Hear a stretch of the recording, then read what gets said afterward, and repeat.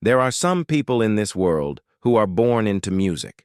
They grow up with instruments in their hands, teachers guiding their fingers, and parents who can afford every lesson, every recital dress, every competition fee. They have the luxury of knowing from a young age that their dreams are possible because everyone around them says so. And then there are people like May. May grew up in a small two-bedroom apartment on the fourth floor of an old building where the elevator never worked, and the walls were thin enough to hear every argument, every television show, every crying baby from the neighbors. Her mother worked 2 jobs just to keep the lights on. Her father had left when she was too young to remember his face. There was no piano in their home. There was no music teacher waiting to discover her hidden talent. There was only survival, day after day, month after month. The only music May knew came from an old radio that sat on the kitchen counter. It was cracked on one side, and the antenna had to be positioned at exactly the right angle, or it would only play static. But when it worked, it filled that tiny apartment with something magical. Sometimes it played pop songs, sometimes old classics, and sometimes, on quiet Sunday mornings, it played piano music that made May stop whatever she was doing and just listen. She did not know the names of the composers. She did not understand the technical terms like crescendo or arpeggio. All she knew was that when those piano notes floated through the air, something inside her chest felt both heavy and light at the same time. It was a feeling she could not explain to anyone, so she never tried. May was 12 years old when everything changed. It happened on an ordinary Tuesday afternoon. School had ended and most kids rushed out to catch their buses or meet their parents, but May always stayed behind. She liked the quiet hallways after everyone left. She liked wandering through the empty building, looking at the artwork on the walls, reading the announcements on the bulletin boards. It made her feel like the school belonged to her for just a little while. That day, she wandered down a hallway she had never explored before. It led to a part of the building that seemed forgotten. The lights flickered. The floor tiles were cracked. At the end of the hallway, there was a door with a small window, and through that window, May saw something that made her heart stop. A piano. It was pushed against the far wall of what looked like a storage room. There were old desks stacked around it, broken chairs piled in corners, boxes of forgotten textbooks collecting dust. But the piano sat there like it was waiting, like it had been waiting for years for someone to find it. May tried the door handle. It was unlocked. She stepped inside, and the smell of dust and old paper filled her nose. She walked slowly toward the piano, her footsteps echoing in the silence. When she reached it, she just stood there for a long moment, staring. The wood was scratched. Some of the white keys had turned yellow with age. It looked sad and abandoned, like a dog left on the side of the road. But to May, it was the most beautiful thing she had ever seen. She sat down on the bench. Her heart was pounding so hard she could hear it in her ears. She lifted her right hand and pressed a single key. The note rang out, slightly out of tune, but clear enough to fill the room. And in that moment, something woke up inside May that she did not even know was sleeping. It was like a door opening in her chest. It was like finding a part of herself she had been missing her whole life without knowing it. She pressed another key, then another.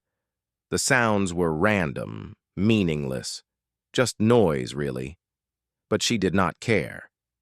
She was touching a piano. She was making music. For the first time in her life, she felt like she was exactly where she was supposed to be.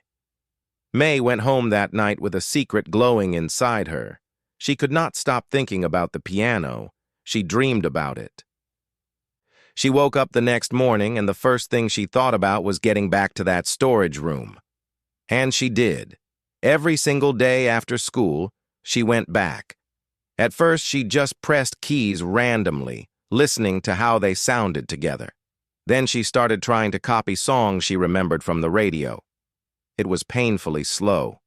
Her fingers felt clumsy and stupid. She would try the same few notes over and over and over, getting frustrated when they did not sound right. But she did not stop. One evening, after spending an hour trying to figure out a simple melody, May came home and found her mother sitting at the kitchen table, looking tired after a double shift. May sat down across from her and, without really thinking about it, said the words that had been building inside her for weeks. "Mom, I want to learn piano." Her mother looked up. There was love in her eyes, but also something else. Something heavy. She reached across the table and took May's hand. "Baby, piano lessons cost money.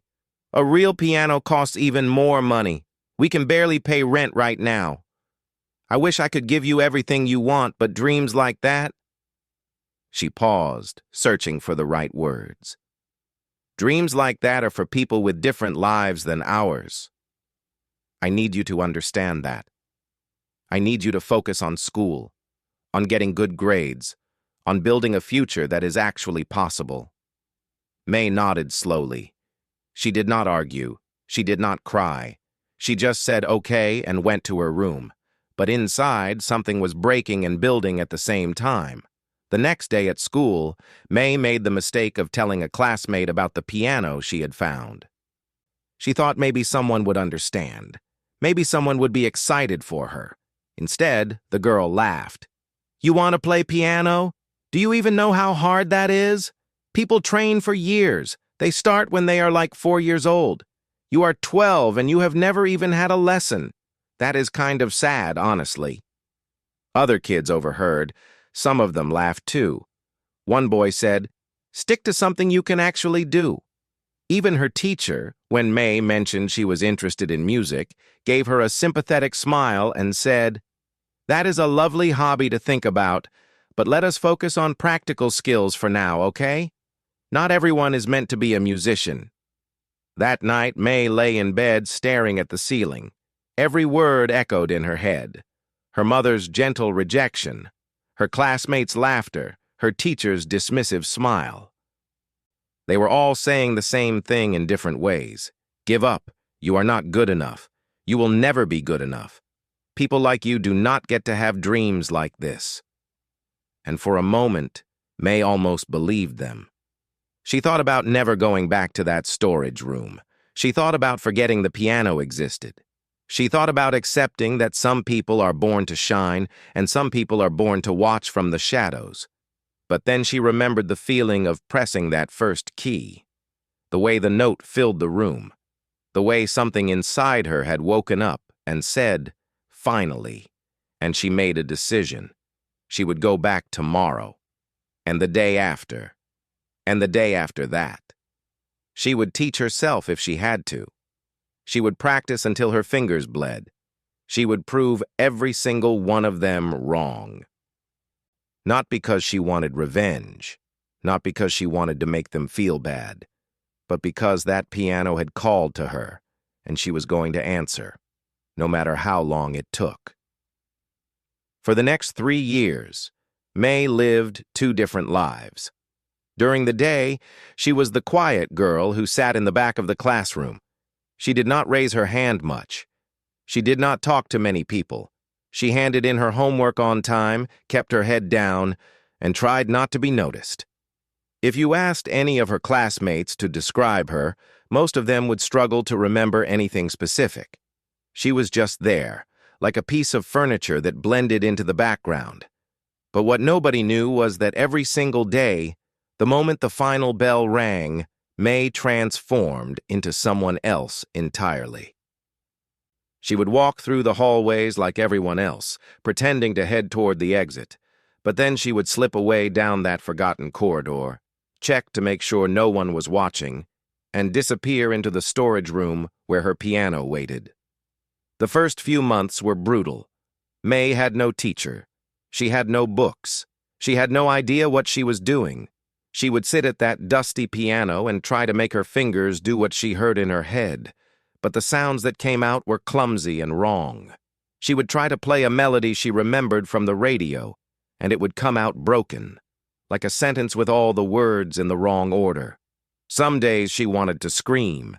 Some days she wanted to cry. Some days she would slam the piano lid shut and sit there in the dark, wondering if everyone was right. Maybe she was wasting her time. Maybe she was fooling herself. Maybe some people just were not meant to play music. But she always came back the next day. She did not know it then, but that was the thing that would separate her from everyone else. Not talent, not luck, just the simple, stubborn refusal to quit. May started finding ways to learn. There was a library near her apartment building that had free computer access. She would go there on weekends and search for piano tutorials online. She watched videos of people explaining how to position your hands, how to read basic notes, how to practice scales. She could not take notes because she had nothing to write with, so she memorized everything. She would watch the same video 5 or 6 times until the information was burned into her brain. Then she would go to school the next day and try everything she had learned on that old piano in the storage room. Progress was slow, painfully slow, but it was happening. After about 6 months, May could play simple songs. Nothing fancy, nothing that would impress anyone. But she could sit down and play something that actually sounded like music, and that feeling was better than anything she had ever experienced. The problem was practice time. She only had about an hour each day after school before the janitor started making his rounds and she had to leave. An hour was not enough. She needed more. So May came up with an idea that seemed a little crazy at first. She took a large piece of cardboard and drew a piano keyboard on it. She measured the keys carefully, trying to make them the same size as the real ones.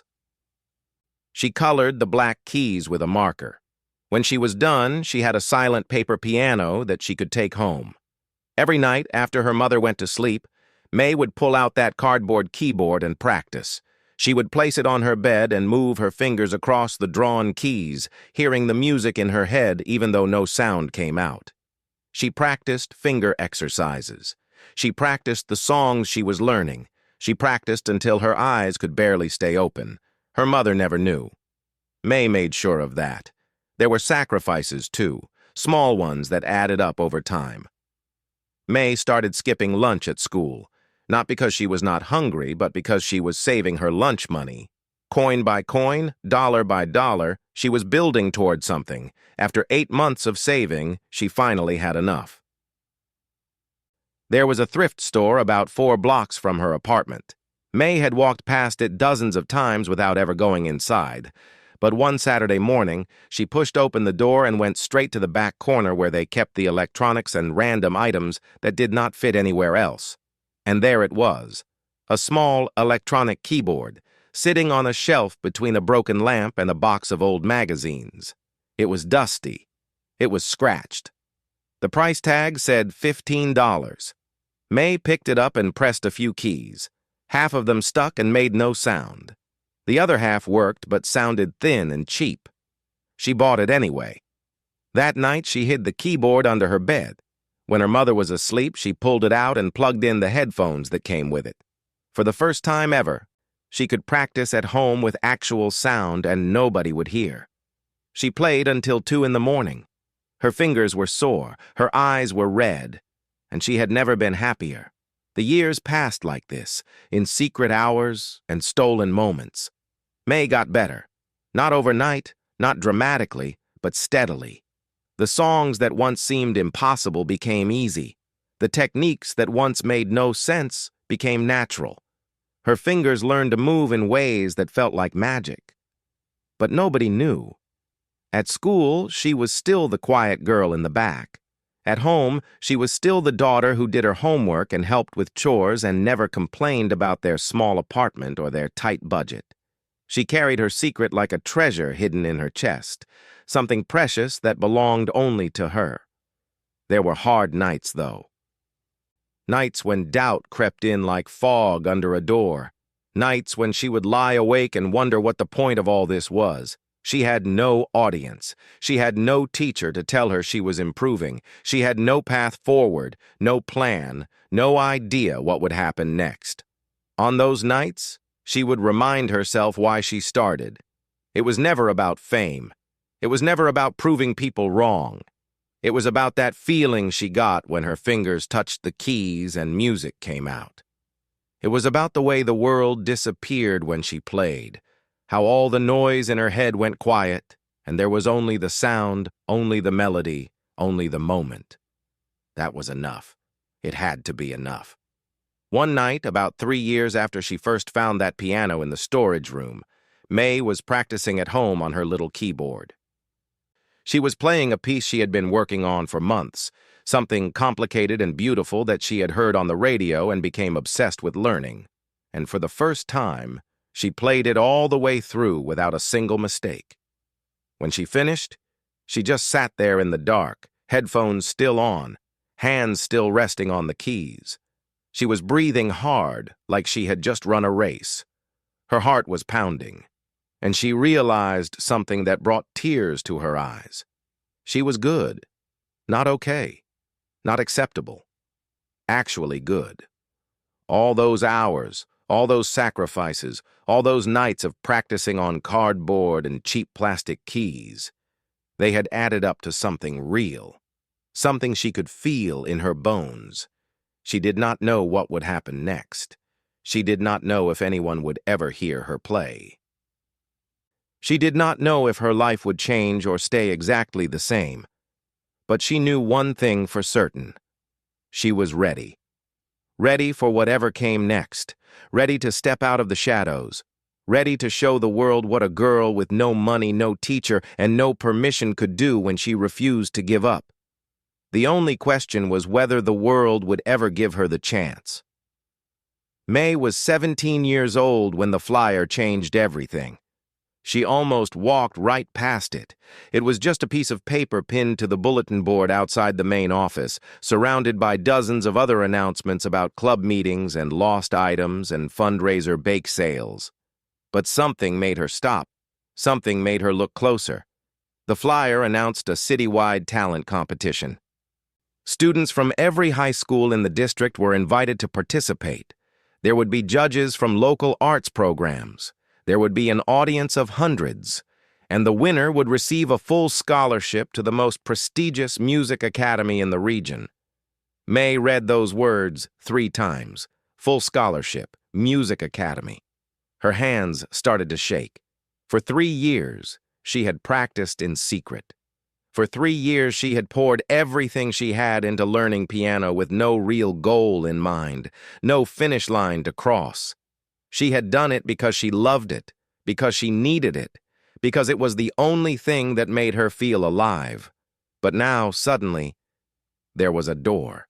A real door that could lead somewhere. She stood in front of that bulletin board for so long that she lost track of time. Students walked past her, bumping her shoulder, talking loudly about things that did not matter. She did not notice any of them. All she could see was that flyer. All she could think about was what it might mean. And then the doubt came flooding in. Who was she kidding? She had never performed for anyone. She had never even told anyone she could play. The other students who would enter this competition, they had years of professional training. They had teachers and coaches and parents who supported their dreams. They had performed in recitals and won awards and built entire portfolios of accomplishments. May had a cardboard keyboard and a $15 electronic piano from a thrift store. She walked away from the bulletin board that day without signing up. She told herself it was the smart thing to do. Why humiliate herself? Why set herself up for failure in front of hundreds of people? It was better to stay invisible. It was safer to keep her music hidden where no one could judge it, where no one could laugh at her for trying. That night she could not sleep. She lay in bed staring at the ceiling, and her mind kept playing the same argument over and over. One voice said she was being realistic. Another voice said she was being a coward. One voice said she should protect herself from disappointment. Another voice asked what was the point of all those years of practice if she was going to hide forever. The next morning she was exhausted and irritable. She went through her classes like a ghost, barely paying attention, barely speaking. When school ended, she went to the storage room like always, sat down at her piano and placed her fingers on the keys. But she did not play. She just sat there, staring at the yellowed keys, feeling something heavy pressing down on her chest. All that work, all those hours, all those nights practicing in secret while the rest of the world slept. Was it all just going to stay locked inside this dusty room forever? She heard footsteps in the hallway and froze. Nobody ever came down this corridor. Her heart started racing as the footsteps got closer, and then the door opened. It was her younger brother, Wei. He was only 13, still small for his age, with messy hair and curious eyes. He stood in the doorway staring at her like he had just discovered a secret room in a castle. "I knew it," he said quietly. "I knew you were hiding something." May did not know what to say. She had kept this secret for 3 years, and now it was over in an instant.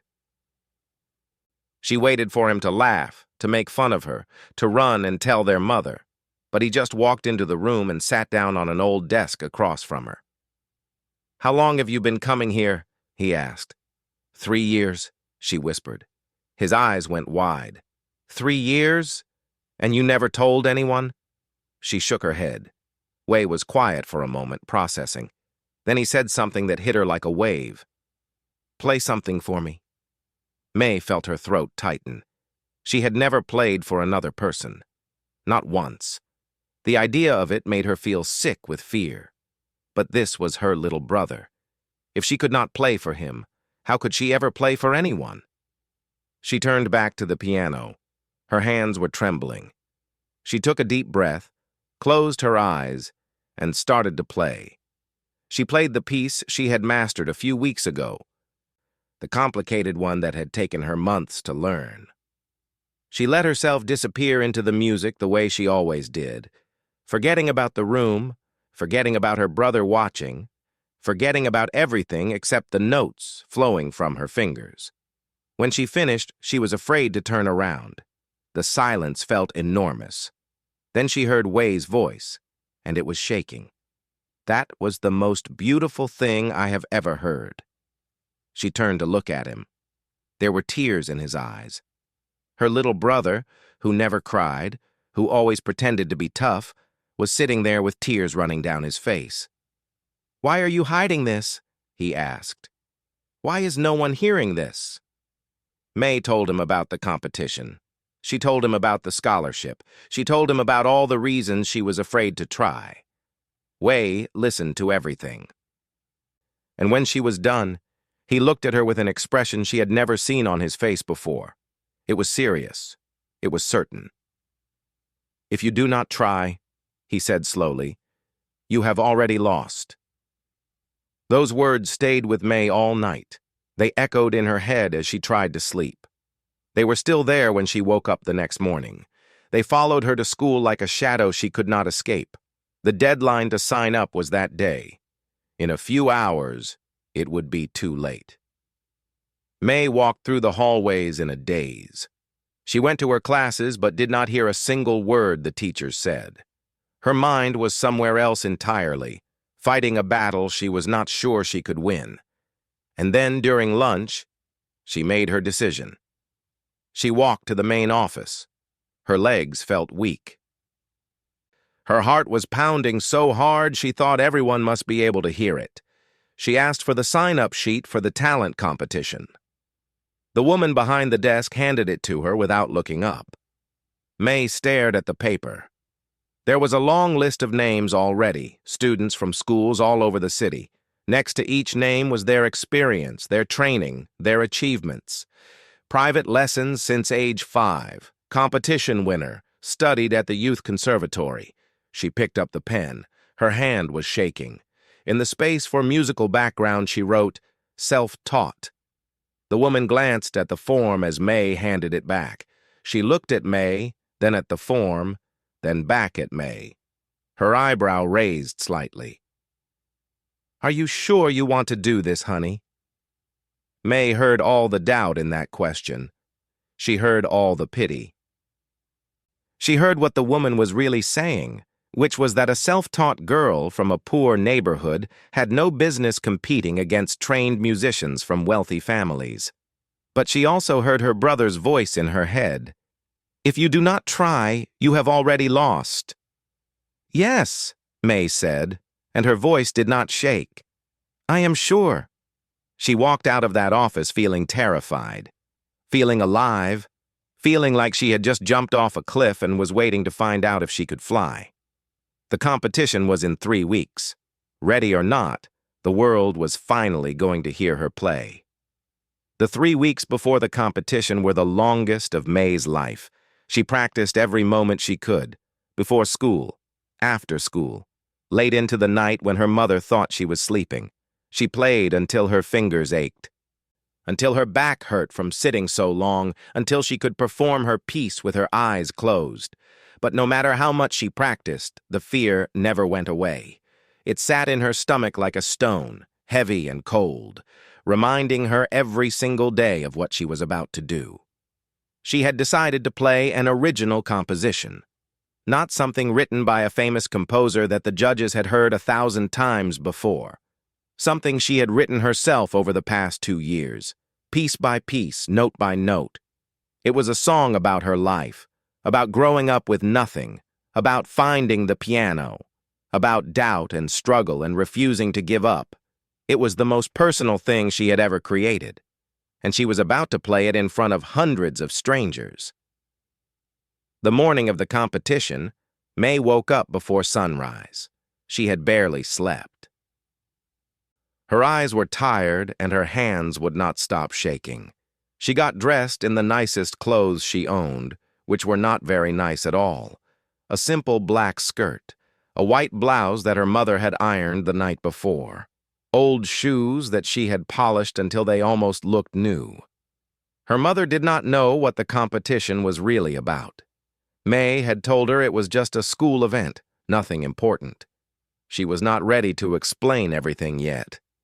She was not ready to see the worry in her mother's eyes, or hear the gentle words telling her not to get her hopes up. Wei knew, though.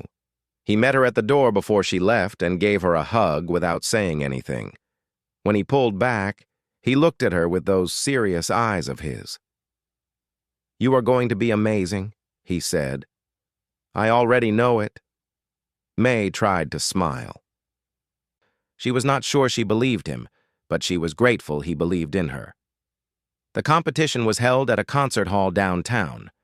May had never been inside a building like this before.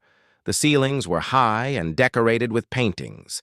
The floors were polished marble that reflected the light from giant chandeliers. There were people everywhere dressed in expensive clothes, parents and teachers and students who looked like they belonged in places like this. May did not belong here. She felt it the moment she walked through the door. She found the registration table and checked in. The woman handed her a number and pointed toward a waiting area where the other competitors were gathered. May walked over slowly, feeling like everyone was staring at her, like they could all tell she was different, like they knew she had no business being here. The other students were warming up. Some of them had brought their own instruments. Some were doing vocal exercises. Some were stretching like dancers. They moved with confidence, with ease, like this was just another ordinary day for them. Like performing in front of judges and audiences was something they did all the time. May sat down in a corner by herself and tried to breathe. The competition started at 10 in the morning. One by one, the performers were called to the stage. May watched them from backstage on a small monitor, and with each performance, her heart sank a little deeper. They were good. They were really, really good. A girl played violin with such precision it sounded like a recording. A boy sang an opera piece that made people in the audience cry. Another girl played piano, a complicated classical piece, and her fingers moved so fast they were almost a blur. When she finished, the audience erupted in applause. May felt sick. What was she doing here? These people had trained their whole lives. They had teachers and coaches and years of experience. They had performed on stages dozens of times before. And here she was, a self-taught girl who had learned on a broken piano in a storage room, thinking she could compete with them. She thought about leaving. She could just walk out the back door and no one would notice. No one would care. She could go home and forget this ever happened and go back to her invisible life, where it was safe, where no one could judge her, where she could never fail because she never tried. Her name was called. For a moment, May could not move. Her legs felt frozen. Her mind went blank. Someone touched her shoulder and said her name again, gesturing toward the stage entrance. She stood up somehow. She walked forward somehow. Her body was moving, but she felt like she was watching herself from far away, like this was happening to someone else. And then she was on stage. The lights were so bright she could barely see the audience. But she could feel them. Hundreds of people sitting in the darkness, waiting, watching, judging. She could hear the silence, thick and heavy, pressing against her from all sides. The piano was in the center of the stage. It was a grand piano, black and shining, more beautiful than anything she had ever played before. She walked toward it slowly, her footsteps echoing in the quiet hall. She sat down on the bench. The leather was cool against her legs. She placed her hands on the keys and realized they were shaking so badly she could see the trembling. She could not do this. The thought crashed through her mind like a wave. She could not do this. She was going to fail. She was going to humiliate herself in front of all these people. Everyone would see that she did not belong here. Everyone would know she was a fraud. May closed her eyes, and in the darkness behind her eyelids, she saw the storage room, the dusty piano with its yellowed keys, the cardboard keyboard on her bed, the thrift store keyboard with its broken keys. All those hours, all those nights, all those years of working in secret toward this single moment. She thought of her brother saying she would be amazing. She thought of her mother working 2 jobs so May could have a chance at a better life. She thought of every person who had ever told her she could not do this, and she thought of every night she had refused to believe them. And then she opened her eyes and started to play. The first notes were soft, hesitant, like a question being asked in a quiet voice.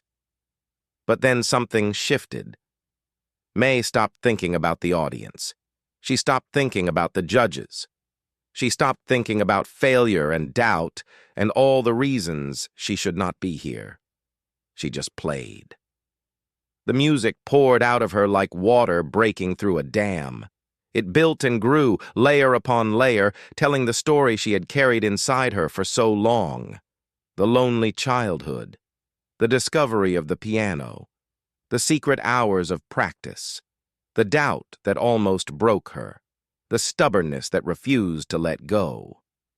Every emotion she had ever felt went into those keys, every tear she had cried, every dream she had been afraid to speak out loud. It was all there in the music, raw and real and more honest than anything she had ever shared with another person. When the final note faded, May sat perfectly still. Her hands were still on the keys. Her eyes were still closed. She was breathing hard, like she had just run a marathon. The silence was absolute. And then someone started clapping. One person at first, then another, then 10 more. Then the entire audience was on their feet, clapping and cheering so loudly that May could feel the sound vibrating in her chest. She opened her eyes and looked out at the crowd. She saw people standing. She saw tears on faces. She saw the judges leaning forward with expressions she could not read. She saw her brother in the back row, jumping up and down, screaming her name even though she could not hear him over the applause. And for the first time in her life, May understood what it felt like to be seen. Not invisible, not forgotten, not the quiet girl in the back of the classroom that nobody remembered. Seen. She stood up from the bench and bowed, her eyes blurry with tears she did not even realize were falling. Whatever happened next did not matter. She had already won. May walked off that stage in a daze. Her legs felt like they might give out at any moment. Her heart was still pounding so hard she could feel it in her throat. She made it backstage and leaned against a wall, trying to catch her breath, trying to understand what had just happened. Other competitors walked past her. Some of them looked at her differently now. A few nodded with respect. One girl, the same one who had played that perfect classical piece earlier, stopped in front of May and said something she never expected to hear. "That was incredible. I have never heard anything like it." Before May could respond, the girl walked away. But those words stayed with her, warm and strange, like putting on a coat she did not know she owned. The rest of the competition passed in a blur. More performers took the stage. More music filled the hall. May watched from backstage, but she could not focus on any of it. Her mind kept replaying her own performance, wondering if it was as good as it felt, wondering if the applause was real or just polite, wondering if she had imagined the whole thing. Finally, all the performances were done. The judges disappeared into a back room to make their decision. The competitors were told to wait in the main hall. It could take an hour, they said, maybe longer. May found a seat near the back and sat down alone. Her brother found her a few minutes later and sat beside her without saying anything. He just took her hand and held it, and that was enough. The hour felt like a year. People around them talked and laughed and checked their phones. Parents took photos. Teachers gave encouraging speeches. But May just sat there in silence, watching the door where the judges had gone, waiting for something she was not sure would ever come. And then the door opened. A woman walked out holding an envelope. She stepped onto the stage and asked for everyone's attention. The room went quiet instantly. "Thank you all for your patience," she said. "The judges have made their decision. This was one of the most difficult competitions we have ever judged. The talent on display today was extraordinary." May stopped breathing. But there was one performance that stood out above the rest. One performance that moved every single judge to tears. One performance that reminded us why we do this, why music matters, why we dedicate our lives to finding and nurturing young talent. The woman paused. May felt her brother squeeze her hand tighter. "The winner of this year's competition and the recipient of the full scholarship to the Regional Music Academy is..." She opened the envelope. "May Chen." The room exploded. May did not move. She could not move. She heard her name, but it did not feel real. It felt like a dream. Like she was still on stage with her eyes closed, imagining a happy ending that could never actually happen. But then her brother was hugging her, screaming in her ear, and people were clapping and turning to look at her, and the woman on stage was gesturing for her to come up, and somehow May was standing. Somehow she was walking, somehow she was climbing those stairs and crossing that stage and accepting a handshake and a certificate and a scholarship that was going to change her entire life. She looked out at the audience, hundreds of faces she did not know, all of them smiling at her, all of them applauding for her. And somewhere in the back, she saw Wei jumping up and down with tears streaming down his face, and she started crying too. That night, May went home in a state of shock. She walked through the door of their small apartment and found her mother at the kitchen table, just like always, looking tired after another long day of work. But something was different. Her mother was holding her phone, and there were tears in her eyes. "Someone sent me a video," her mother whispered. "A video of you, playing piano at some competition." May froze. "I watched it 6 times, her mother continued, her voice breaking. "I did not even know you could play. I did not know any of this. How long, May? How long have you been hiding this?" May sat down across from her mother, and for the first time, she told her everything. The storage room, the secret practice sessions, the cardboard keyboard, the thrift store piano, the years of teaching herself while everyone said it was impossible. When she finished, her mother was sobbing. "I told you to give up. she said through her tears. I told you dreams like that were not for people like us. I was trying to protect you, but I was wrong. I was so wrong. May reached across the table and took her mother's hands. You were not wrong, Mom. You were scared for me. You did not want me to get hurt. But I learned something important. Being scared and doing it anyway, that is what courage actually looks like. Her mother pulled her into a hug so tight it almost hurt. They stayed like that for a long time, crying together in the kitchen of their small apartment, surrounded by all the things that had not changed, but also by everything that had. What May did not know was that while she was at home having that conversation, something incredible was happening online. Someone in the audience had recorded her performance on their phone and posted it to social media. Within hours, it had been shared thousands of times. By the next morning, it had millions of views. People all over the world were watching a 17-year-old girl from a poor neighborhood play a song she had written herself on a piano she had taught herself to play, and they were crying, and they were sharing it with everyone they knew.